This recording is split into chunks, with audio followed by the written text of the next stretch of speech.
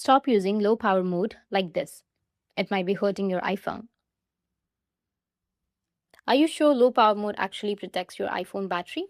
Or are you just leaving it on thinking you're smarter than the system? The strange part is that some things get turned off without Apple letting you or telling you, and other things get affected while you think you're saving battery. So, first, what does low power mode actually turn off?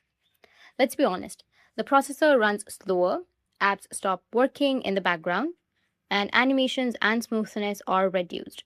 Updates and syncing are delayed, and on many phones, 120 Hz is gone. What does that mean? It means that the iPhone is not running at its normal power, it's running in survival mode. So, when is turning on a bad idea? If the network is weak, equals your higher consumption. If your charging equals it's pointless. If the battery is old, equals the experience getting worse. The result you think the problem is the battery when in reality, it's how you're using the phone.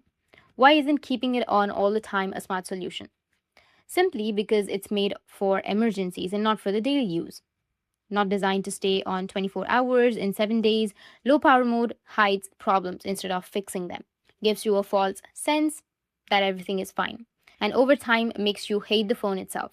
The correct use that actually makes a difference is if you want it to help you, not hurt you, then turn it on below 30% or even 20% while traveling in a crowded situations when the charger is far away. Turn it off during daily use while charging when you need performance and smoothness. And that's it. And if you have any questions, feel free to comment below. Thanks for watching.